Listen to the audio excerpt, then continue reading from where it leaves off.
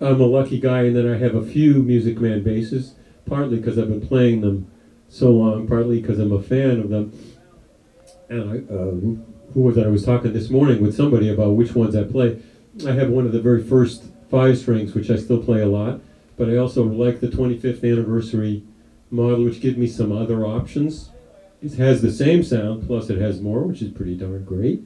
I have a fretless I didn't bring that the odd occasion that I'm asked to play melody on a fretless bass, mainly my own albums, because I'm the only one who will hire myself to do that particular thing. So I have it with a high, the reason I couldn't just pick the one up here and play a piece, I have it with a high C string. Not because I want to play higher, but because for me, when I'm playing melodically, I don't love the sound of the way any bass sounds up here. I just don't.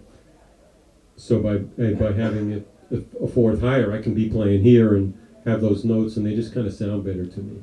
And that's the kind of world I live in, with kind of little subtle things about the sound that I'm always, after all of these years playing bass, always just trying to get a little cooler sound or a little different thing going on.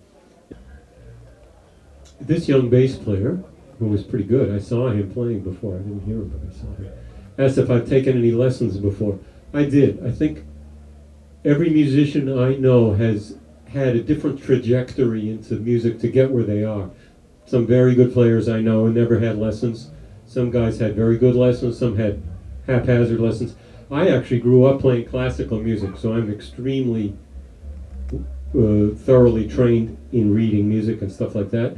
I can't honestly say that it helps me with my daily music stuff. It certainly never hurts. And if I'm given music to read, it helps really a lot. But I think really what I got from that classical training was more a way of thinking of music, of the quality of music being very important.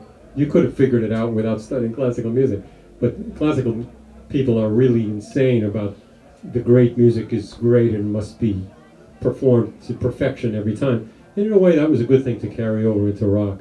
I'm more comfortable in rock, I'll tell you that, but I still do love classical music. But I had lots of lessons. I would say I studied till I was about 18, 19, and then I went to music college and started to play rock. I joined an orchestra there, but then I started to play rock and roll and jazz, and I never went back to the orchestra. So that was my little trajectory. You'll have your own, but lessons can hurt you, can they? I think, And if it's a bad teacher, dump them and find a better teacher.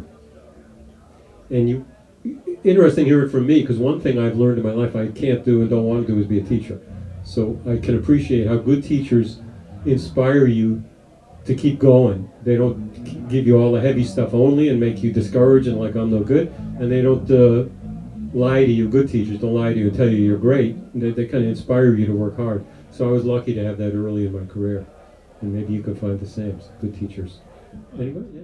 That's the cool thing after the weekend is about over. And what I've realized yet again is, even though this is not my favorite thing to go to a bass convention and to be in the kind of awkward position of being on stage like I'm the one who's supposed to know stuff, what I find is if I keep my mind open and really pay attention to what's going on, I learn a lot of stuff, not just from you, from hearing the other bass players, from Sterling, from hearing guys play both on this stage and others.